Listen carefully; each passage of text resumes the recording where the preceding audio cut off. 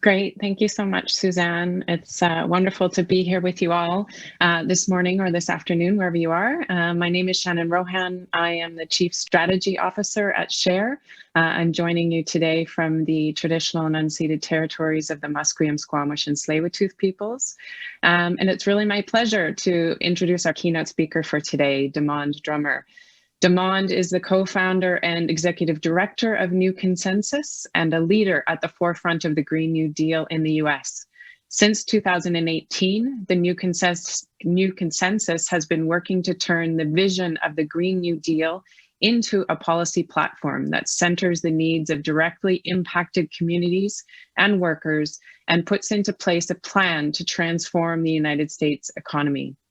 Demond and the New Consensus team have been advising those at the forefront of the Green New Deal, including Representative Alexandria Ocasio-Cortez, the Justice Democrats, and the Sunrise Movement. Demond is an organizer and civic innovator whose grassroots work in Chicago has been recognized by the White House, Code for America, and the Aspen Institute. So on that, I wish to welcome Demond to the Share Investor Summit. I wish we could welcome you in person, Demond, but I know you're extremely busy at the moment, so we are incredibly grateful that you are able to join us today virtually. And to get started, Demond is going to talk a little bit more about the New Consensus and its work to build a more inclusive, just, and green economy, including providing some background about what a Green New Deal is. So over to you, Demond. Thank you, Shannon, for that kind introduction. And I have to say, humbly, but also very realistically, I'm thrilled to say that the Green New Deal today has many leaders, right? And there is no one group or person that is at the forefront. There are collectives that have emerged locally, nationally, regionally, statewide, and it's been incredible. And so it's been exciting to see how this frame has been taken up by different sectors and different actors in our body politic here in the U.S. And also globally. And interestingly enough, the Green New Deal is not an old idea, or rather, it's not a new idea. It's a very old idea that's been around for some time. And it was just exciting to be part of the flank of folks who came in with the right political leader and the right network of organizations to get it on the map and really push the conversation forward in the U.S. And so thank you for that kind introduction this morning, Shannon, and good morning to you all. I appreciate the thought leadership and vision that the Shareholder Association for Research and Education provides, and I'm humbled and honored to join this conversation. I suspect that little of what I share this morning will be new to you. This association is well-versed in the big issues facing society and humanity itself. And so what I hope to do is, in a sense, dramatize the need for a different set of assumptions for how we do problem solving. And along with that, a different rule set within which we can bring sustainable solutions to bear on our challenges. And by this, I mean the full spectrum of sustainability: environmental sustainability, economic sustainability, and political and social sustainability. And the events of the last decade really show us the need for a broader construal of what sustainability means. And I'll try to move quickly because I want to get to the discussion with Shannon. So let's dive in. If I can have the next slide, please. In my brief remarks this morning, I'll be elaborating on the 4 words in the title of my presentation: mobilizing for a green COVID-19 recovery. 4 key words here that each require some attention, because I think we kind of gloss over these and assume that we all mean the same thing. So mobilizing. What does that mean? And what do we mean by green? What is up with COVID-19? And what exactly do we mean by recovery? Recovery to what? To who? And if I could have the next slide. I'd like to begin with a well-known quote from urban theorist and activist Jane Jacobs. And I'd like to read it to you. I know you can see it, but I'd like to read it for those who prefer to hear. And she writes in her seminal work, The Death and Life of Great American Cities, all problems cannot be thought about in the same way.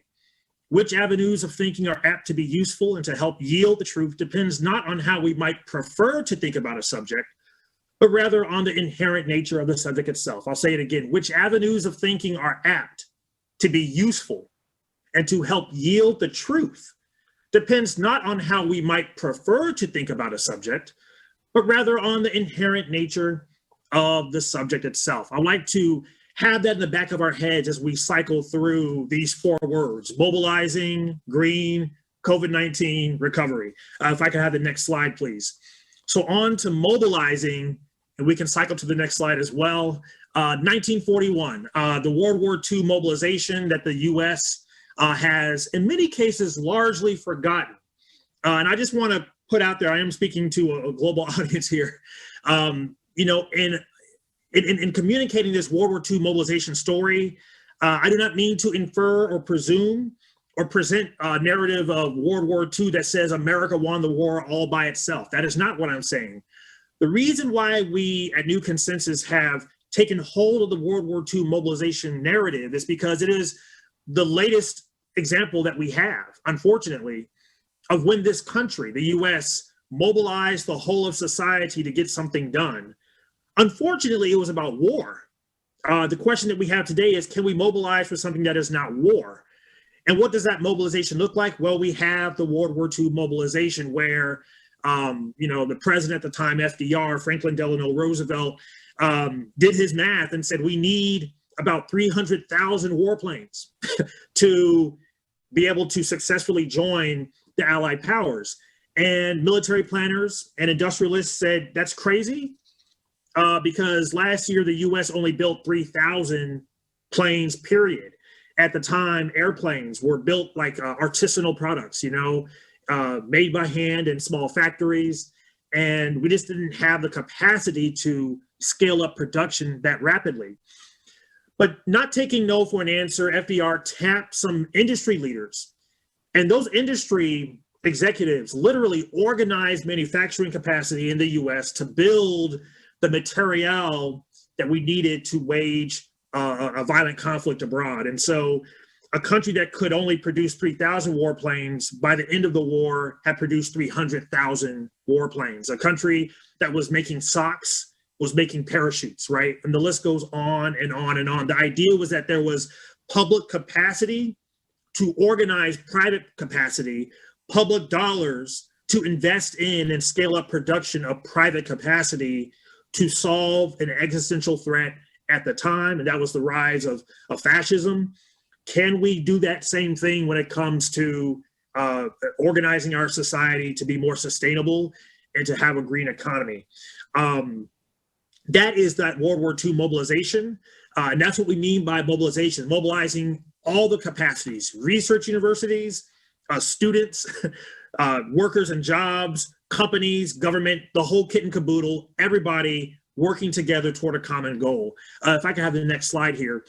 The World War II mobilization narrative is often wrapped into the era of America called the New Deal era. These two things are often collapsed, although it is very helpful to see them as separate. The World War II mobilization happened in the 40s, but about a decade before, there was this significant investment of public resources in the lifeblood of our society here in the US. We saw, you know, revisiting, you know, we saw rule changes, creative use of existing institutions, new institutions, public goods, public infrastructure, rural electrification, funding of the arts, breathing new life into the farm credit system, and the list goes on and on and on. And the idea was that in the depths of depression, you know, the US had to do something big and bold to lift the country out of the depression. But here we have a cautionary tale, because every single measure implemented by the New Deal was infused with Jim Crow racism. And I like to read the quote from Ira Katznelson's masterful work, Fear Itself, The New Deal and the Origins of Our Time.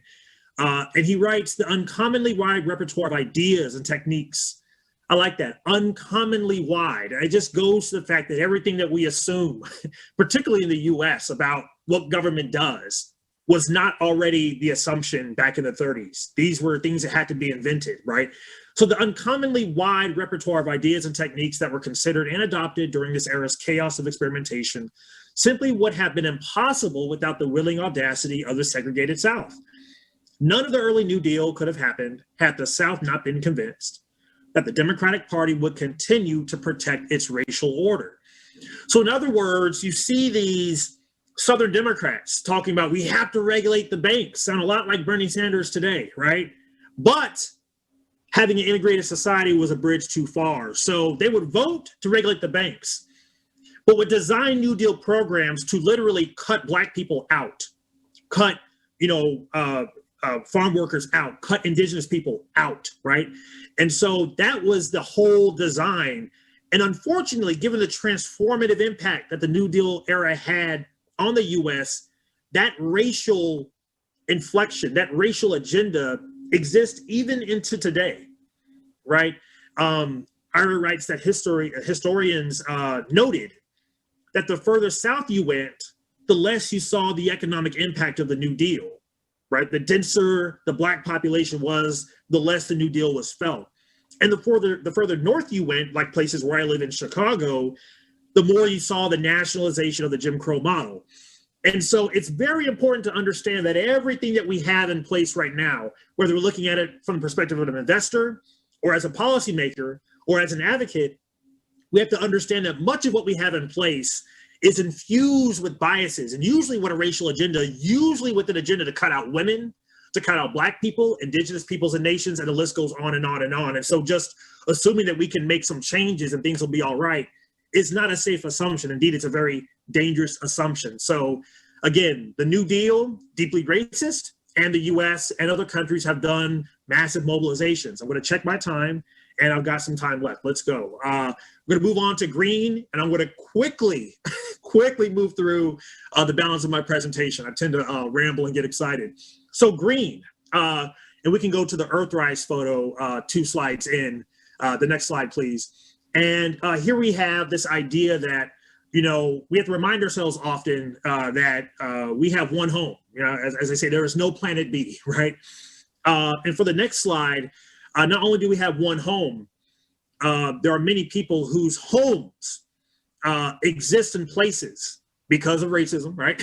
Exist in places and nationalism where the emissions that we're producing, the waste that we're producing in our society are accumulating and are stored and are emitted in places where the poor live, right, globally.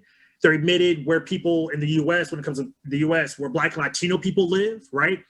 And the list goes on and on. And so this isn't just about a global challenge. Some folks are fighting for their lives and their right to exist in their homes right now, right? And so I just want to highlight that. So when we talk about Green New Deal, when we talk about decarbonizing every industry, when we talk about moving to 100% electric vehicles, not just new electric vehicles, but replacing internal combustion engines with electric engines, that is what we're talking about, because this isn't some faraway distant goal. All the science says, apparently science doesn't move people, so I use photos. All the science says that everything is moving faster than we anticipated, right? That we don't have 10 years anymore, right? And even 10 years was itself a model that did not include the feedback loop that our Earth actually has, which is a system. And so the situation is dire and urgent.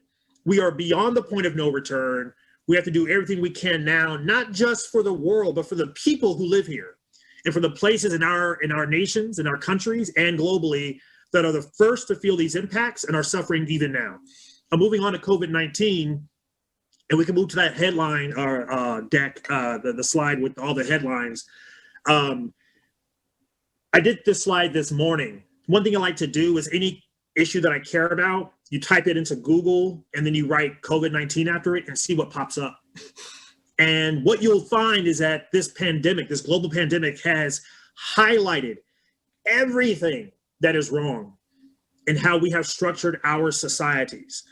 A lot of conversation is happening about what's wrong with our societies and these disparate impacts on women, on Black people, on other people of color, and the list goes on the global South. The list goes on and on. Little is often discussed about the assumptions and logics and the common sense that contributes and creates these disparities. And that's what I like to talk with Shannon about in the post conversation. Moving on to, and again, just look at these headlines. I mean, shortages in PPE, where mobilizing public capacity to scale up production of face masks was considered a government takeover of the economy in the US, right? So the past administration didn't want to do it, right? We had utility shutoffs. We had private companies being told by the government to not shut off people's utilities. We're in a very strange place where we need to understand whether or not these public power and gas utilities should be private entities. Maybe they should be public. We should have all these conversations. Renters getting evicted, moratoriums on evictions, and then with these vaccines rolling out, disparate distribution of these vaccines. None of this just came up today. This was all embedded in the way we have structured society moving back generations. And so on to the last part, recovery. I'm just going to thunder through the last few slides and then jump into a conversation with Shannon. In order to have a green COVID-19 recovery, in order to mobilize to that, we need fundamentally three shifts in thinking about money and markets. And this is what I would love to talk to investors and shareholders about today. The first shift is shifting from currency to the economy, right? When we think of currency, we think about the symbol, right, of money and how it moves through our economy. When we think about economy, we think about the capacities of our societies, right? And so if we ask questions like, how do we pay for that? We're not understanding that the currency is not the economy. The economy is all the underemployed people that would rather be doing something different. The economy is all the unemployed people that should be employed and want to be employed, but have just stopped looking for a job. The economy includes people who hate their job, even if they're getting paid well. How do we create the jobs and the work and the investments that we need to shift our societies and actually move forward together? So shifting from currency and just seeing that as the limit of what we can do, right, to economy, right? I'll come back to that later because I only have a few minutes. The third shift, the second shift rather, is from, and this is to the next slide, from profitable investments to productive investments. I don't need to tell a room full of shareholders that there are investments that we make that are very profitable, but you know deep down in your heart, they're not productive. They're adding no new value to society. We've got to interrogate what that means and how do we change the rule set to move that money, that private money, to where it needs to be on the productive side of our economy. And the last, assumption that we want to challenge on the next slide is shifting our thinking from government as only a taxer and regulator who exists outside of the economy to the government as an active participant in our economy, as an investor, yes, with public money, and as a shaper of markets through rule sets.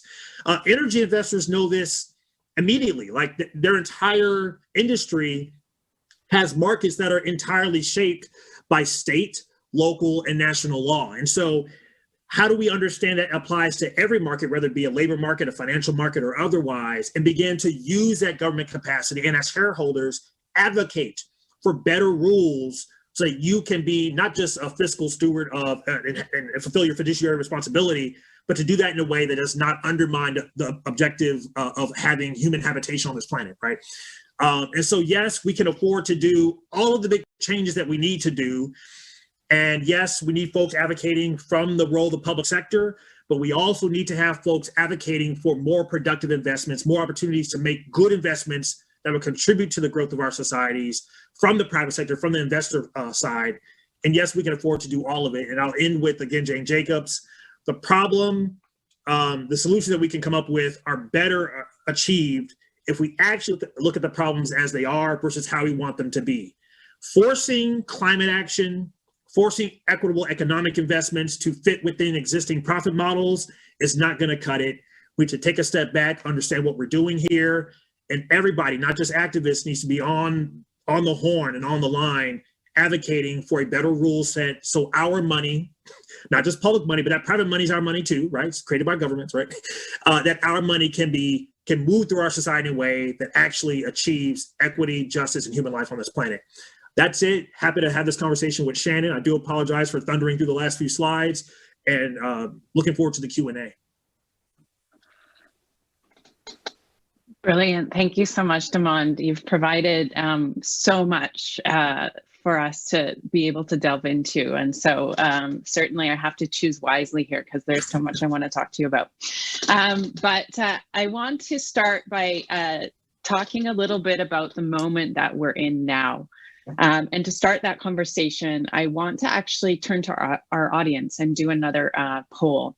And so if you could initiate that poll on the production team. But the question really is, on a scale of 1 to 4, how optimistic are you that the current political moment will allow for the kind of transformative change that we've just heard Damon talking about? So I just want to take that temperature a bit from our audience, and then I'll turn that over to you. So you'll see that's come up on your screen, and we'll see how people are feeling. It takes just a few minutes for the results to come back. And then I'm going to also ask you, Damon, to tell us where you're at as those results come in. I know that back in January 2020, Damon, so almost a year ago exactly, you were speaking at an event, and I think it was actually in Canada also, and you said, quote, "The politics that we have right now will not deliver a Green New Deal." And so my question that I'm going to pose to you is whether or not your perspective has changed. And I'm just seeing if I can get the results here. Before I turn it to you, Damon, I'll just let you know where the audience is at. So we have 42% are somewhat optimistic and 42% are cautiously optimistic. We have a few optimists in the group, 4% who are very optimistic, and 13% who are not at all optimistic. So that's actually quite high too, that 13%. So let's see if we can turn them around, Damon, and get a sense from you of where you think we're at in this moment. That's right. And of course, I think we all thunderbird across all of those at any point in the day or any given hour. In this moment, I'm feeling quite optimistic, and not because I believe in the people who are running our government, but because objective reality is bearing down on us really hard. And there's nothing like objective reality to challenge assumptions and to, there's a thing I came up with, have a come to Jesus moment, right? When the hard realities of the world and how you're living your life come down on you and you have to make a big change, right? And so, back in November, when I was at Parkland, I mentioned that the politics that we have at that time would not give rise to a Green New Deal. And what I was getting at was this spectrum of what is left and what is right, left wing, right wing, and this kind of tyranny of the moderates who, I got to be gentle here, in my understanding, don't have a clue what's going on. That shape becomes impossible to get anything done. Because what happens? The solutions that we need, Shannon, actually involve more government than the right is willing to tolerate. It requires more of the private sector cooperation and participation than parts of the left are willing to tolerate. And it requires a boldness of vision, an aggressiveness of action that is anathema to the center and the moderates. And so these, and I'm talking about in the US domestically, and so these alignments don't quite work for any conversation. In the US, it was observed that our not immediate past president, but the president before the past president, Barack Obama, was unable to talk about poverty because the issue had been racialized, to say nothing for the fact that the plurality of poor people in America are white people, right? And so we are unable to even have conversations about poverty, about climate, about getting anything done because of the way we have structured our politics. And so I think that politics is still in play today. To this day, we have people, serious economists, who are pumping the brakes on recovery and stimulus spending that hasn't even passed yet, right? And so we have this idea that government action is terrible when it comes to helping people who need a livelihood, and yet government action is entirely expected and demanded when it comes to financial markets. So this layout of politics is, again, it's impossible to have a conversation, right? And so that's why we have this thing called new consensus. We need a new way of talking about these things and kind of lift up a bit and say, are we trying to do something, or are we trying to do something, as we say, right? And so how do we have these conversations? And yes, have people who are bankers at the table, and yes, have people who are activists at the table, and figure out how we're going to move our society, our shared society forward, not by making,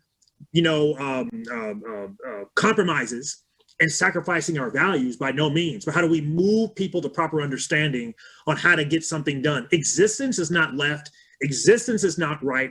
Climate science is not political. It is entirely, it's science, right? And so going back to science, COVID-19, we have scientists who are being ridiculed for critiquing the Biden administration. Again, the politicization of all of life. This is an environment where it is impossible to say this administration even now can do more to get more vaccines out in an equitable manner. And so it's just a bizarre place to be in. And I'm just talking about the US. And so, yes, I still agree. The current politics are not the politics that will get us there, but objective reality is rearing its beautiful head and its ugly head. And we have to reckon with it and disturb these assumptions and logics that we've been operating with since 1980. Brilliant, thank you. I want to pick up a bit on the new economic consensus that you referenced there, and start by situating that in the context of the COVID-19 pandemic. I saw this quote that I thought was quite fitting for this conversation, and it's, "We're not all in the same boat. We are in the same storm. Some have yachts, some have canoes, and some are drowning." So, we know that so many people are suffering in this crisis, but alongside that, there are also those that are prospering. And I think this speaks to what you said in terms of profitable versus productive, right? So we're seeing people in the current context that are profiting significantly as a result of this pandemic. And I know economists refer to this as a K-curve recovery. So we have some that are riding that top line of the K, angling up, doing quite well, better than ever before. And you have others who are really sliding quite quickly down that bottom angle of the K and falling further behind. And so you talked about, when you briefly spoke about COVID-19 in your talk, you talked about it in terms of how it's really exacerbated these existing inequities. And so can you talk a little bit more about that and the role of a Green New Deal in that context? Is there a way that we start to bring those two curves of the K together, and what does that look like? Yeah, it's a really, you talk about the new economic consensus, and it goes to the heart of this, the logic that has governed how we manage our economy, and these economies are managed, let's be very clear, let's not delude ourselves. Back when we could travel, I was at these conferences, and you have a drink with a Wall Street person, and they're like, "I'm a free market person," and I cuss them out, right? I shouldn't say that. No, but we have a great little bar conversation because it's like, you're not a free market person. Stop, right? The only people doing free market are Black folks in America. We're the ones living in a free market, anyway. But back to this K-shaped recovery.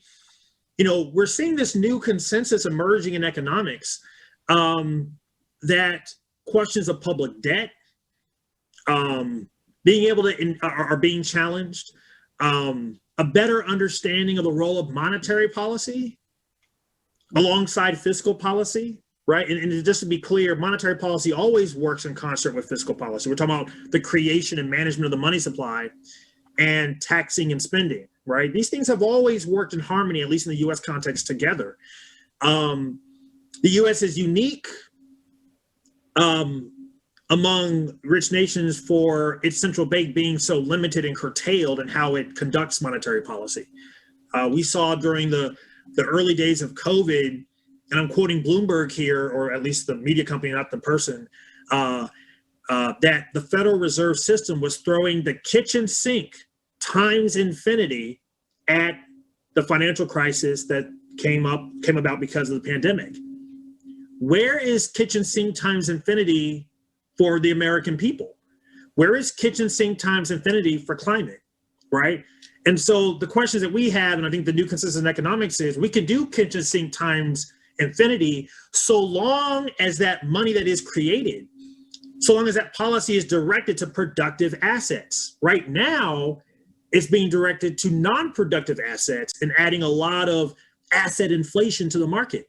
And so that's how there is no Bitcoin getting to $75,000. There is no what is it called? GameStop Gate, or whatever the hell it's called, right? There's no, just look at the hockey stick growth on the stock market, right?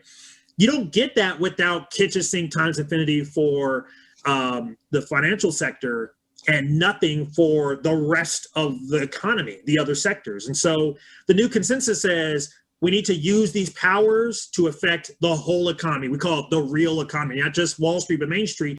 And interestingly enough, the Federal Reserve believes this as well, because they created a new vehicle called the Main Street Lending Program, where for the first time, money was created in the central bank, given to private banks to give out as loans, but directed that these monies must be lent to certain types of entities in our economy, not just broadly the economy, right?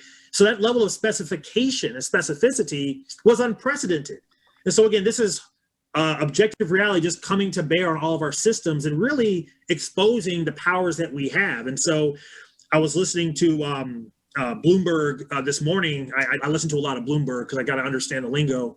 And I was flabbergasted at an economist saying that monetary policy is a blunt tool, that we need to do fiscal policy. All these displaced workers need education.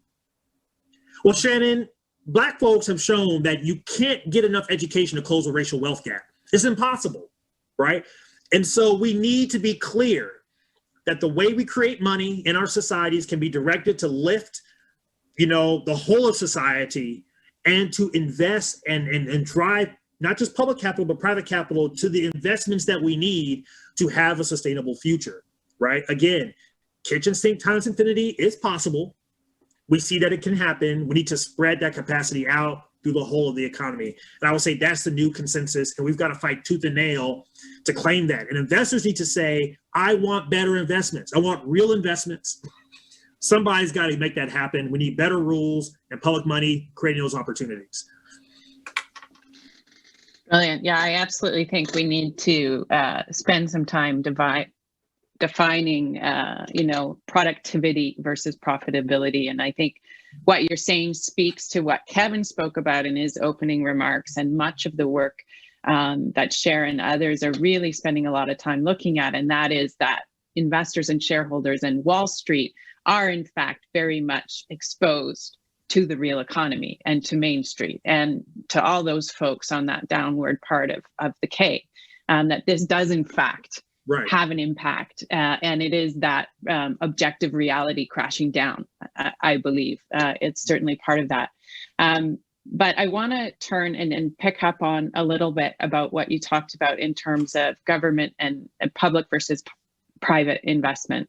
And, much of the Green New Deal or a Green New Deal idea is focused on public investment, policy, government action.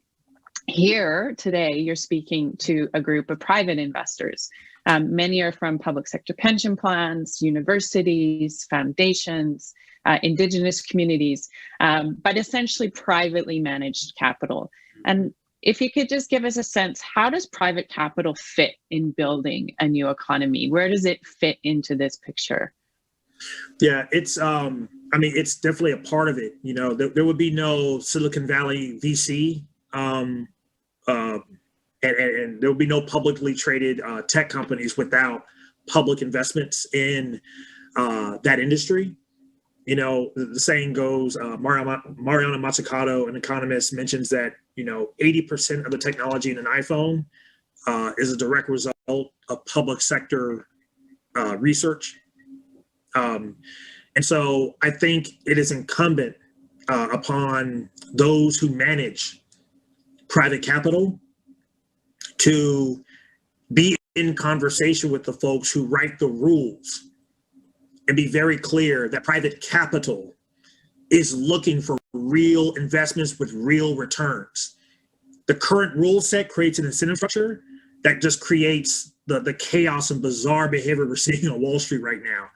And it would be unfair to place the demands of investing in the new economy on folks who have a fiduciary responsibility to their shareholders and to their beneficiaries in the current economy, right? But what you have to do is understand your limits, and instead of using that as a reason why something can't happen, find that as a breakthrough and get in front of the rule makers and the policymakers and say, private capital wants to see these investments, right? Insurance companies should be, and kind of are, but kind of oddly quiet too, the loudest folks on this front, right? They insure the stuff that is like underwater now. I'm not talking about underwater. I'm talking like in a financial sense. I'm talking about like literally underwater, And so what does it mean to, for those who control private capital to be in the conversation and to have that flank nailed down? So when folks are saying we can make these public investments, the public needs to hear private capital managers say, yes, we need those investments. That's what we want to see. That's where we want to move this money in a responsible way, because the folks who are, who have these pensions, the beneficiaries, they would like to know if their money is going to something that is productive in their community. Some scholars have done the research, they've done the polling, and this is what particularly unions want, right? Union members want, particularly public sector unions, want to know that that money is being mobilized in a way that grows their economy and grows the society, that isn't just undermining everything that they're fighting for and working on in their day-to-day jobs. And so I think the voice of investors and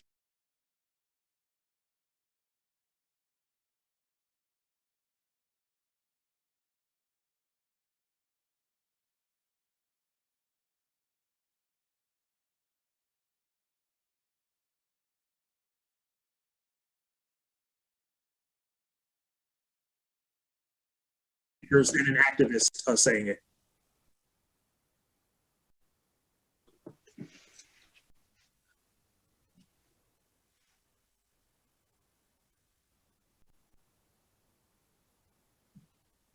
Did that?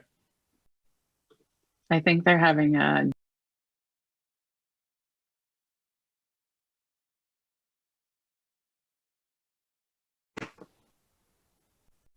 Was that on my end or? No, this is the platform. Don't worry. Okay. Oh no, all of that wasn't captured. I think it all was actually. It just was at the very end. Okay. You got to rein me in, Shannon. No. You got. Your enthusiasm. Stalled computers. It was so exciting. That's great. I'm watching it on both screens. It looks awesome.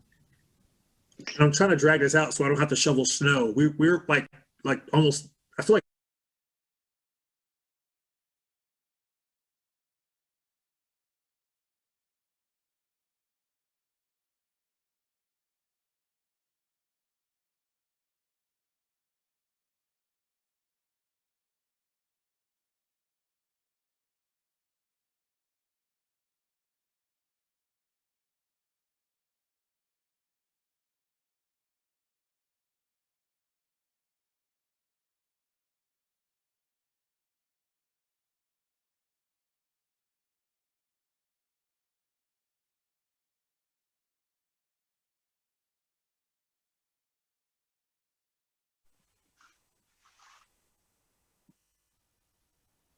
Okay, sorry about that, everyone. I think we just had a little technical glitch, but we're back. And Damon, do you want to just pick up where you were in terms of, that voice of private capital and how important it is? I know you and I spoke about this earlier about, in fact, you have the antagonism from some parts of capital markets, but really the agnostic part, that the silent part, is probably the most dangerous. That's right. So often in our societies, it's unfortunate that those who manage capital speak louder than most anybody else. So those of you who do manage capital and see what needs to happen, we need to hear you loud and clear. Your voice matters in communicating to policymakers, rule makers, that you are looking for good investments and that this direction is what you need to exercise your fiduciary responsibility. And it's not just good for society, it's good for your portfolio that you're managing on behalf of members of the public, and educating those members as well. And really just normalizing this vision that we need to do something different than what we're doing now. Again, mobilizing the whole of society. It takes people in every corner and pocket and sector to see this vision and do our part to make it a reality. Brilliant. And just, to say that's really like Share's vision and mission and our raison d'etre, to be honest, is that mobilization and ensuring that investors are allies in these fights. I think I want to just invite the audience or remind the audience that you can send in questions, and there is the Q&A button at the bottom left-hand side of your screen. And so send in questions and I will incorporate those into the conversation with Demond. And so encourage folks to participate. Another question that I think you talked a little bit about, Demond, was around the utilities and this sort of, pull back and forth between the public and private side. And I think, looking at renewable energy, for example, renewable power projects, there is a ton of interest from institutional investors and lots of capital chasing these kinds of projects. But some of that comes with the underlying assumption that public assets should be privately owned, right? And that the income stream, in fact, will be coming from the privatization of those utilities. So we have the potential for investment at scale to deal with the climate crisis, and which we need, and we need that fast, but it comes in a way that could increasingly privatize public infrastructure and other assets, which obviously has its own negative social and governance impacts. So can you talk a little bit about that? Are there examples at scale of successfully tapping private capital while not selling the family silver, so to speak? Yeah, that's a great question. And I don't have any examples off the top of my head, but I do want to take a step back on that question. And I think before we can even answer the question, we have to step back and understand, and this will differ from, maybe from country to country, what is public and what is private. People seem to be okay with public roads, with private ownership of vehicles that move across those roads. In the US, I think a strong case can be made that profit-seeking utilities will not invest in their infrastructure in certain cases and create tons of private and public destruction because they're extracting profits as much as possible. Does the profit motive work in certain sectors anymore, especially given the direction that we need to go? And this goes back to rule set. I mean, I was in a meeting and somebody who vehemently disagrees with the entire frame of the Green New Deal did concede that the current rule set of how we govern energy markets and the assumptions that we have of that regulatory compact, so-called, will not get us where we need to go. So we are at a moment where we need to understand, and I think COVID and this recession has illuminated yet again, is electricity something that should be provisioned by private companies and who have virtual monopolies over certain areas sanctioned by government? Is that the way we need to go? In Illinois, we had the CEO of our utility resign and people under federal investigation because their whole business model requires that they're constantly interfacing with government. I'm not making excuses, but this is our compact that we've agreed to. It doesn't seem like it's working, right? And so maybe energy production is private and the transmission is public. Maybe all of it is public. I think we need to have these questions and be open to the different configurations that we can have. Maybe it's publicly owned and operated. Maybe it's publicly owned and privately managed. Who knows, right? But I think there is a goal that we can achieve. And of course, my bias is to public everything because I just think it makes sense. I think we can make better decisions. But then again, folks who, kind of agree with me say, there are some public water utilities that are doing a terrible job, right? So just because it's public doesn't mean it's a good service, right? So we need to understand, again, if it's public, if it's funded in a certain way, it means that if your state or locality is poorer, you're going to have an inferior public good. So do we want this funded like public schools are funded? Absolutely not. So we have to have a series of conversations as to how do we meet the needs of our society and be okay with where this lands. I think there's a strong case for active public investment. And maybe the private capital is on installing rooftop solar and building electric vehicles, right? And making sure homes are energy efficient and electrified. So I think everything's on the table, but I think we should not sell what is it called? The family silver, and use the climate crisis as a way to privatize what should be public. We should, although on the other hand, we should consider making public that which is currently private. And be okay with the conversation, just be realistic. Absolutely. And perhaps to close off, Demond, I want to come back a little bit to where we started. And that is, and where you started, which was to say that the Green New Deal as a project is a project of common purpose. And you started your talk by sharing the common purpose of the original New Deal was wartime, right? And that was like the mobilizing piece. When we're in this moment where we see so much division around us, including what we've already talked about in terms of what's being further entrenched by the pandemic. There are some questions coming through about housing and just the lack of affordable housing, the impossibility of housing and for so many people.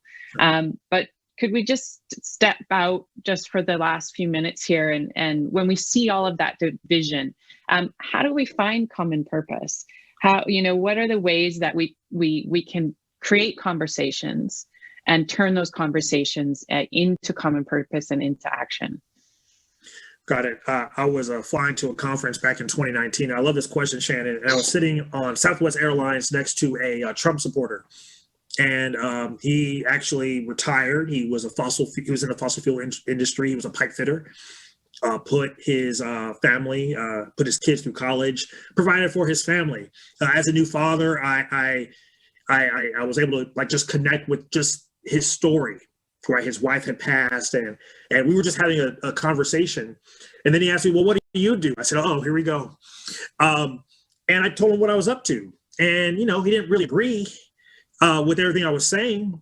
But he did ask me, had I driven an electric car before? And I was like, well, not yet. We're looking at which one to get. And, this guy loved, American Roadsters, right? Mm-hmm. And I was like, well, have you? He's like, yeah. I said, how was it? And his face lit up, and there was a twinkle in his eye. And he was just raving about electric cars. I tell this story and also raving that the U.S. should produce these, right? And, they're really cool things to have and drive. We've got to be okay with relaxing the need of talking about the Green New Deal, so long as we're accomplishing a similar goal. We need to meet people where they are. We need to have conversations based off of what they're interested in and what they care about. I think we need to stop, in some cases, demonizing people who don't need to be demonized. Demonize those who need to be demonized, yes. But I think some people don't need to be demonized. And I think we need to really understand that at the end of the day, we will not be able to craft this common vision without common language. And that becomes the creativity. We know what we need to do. I think much of the creativity to get this done is going to be linguistic, it's going to be poetic, right? Not scientific. And that is the realm of politics.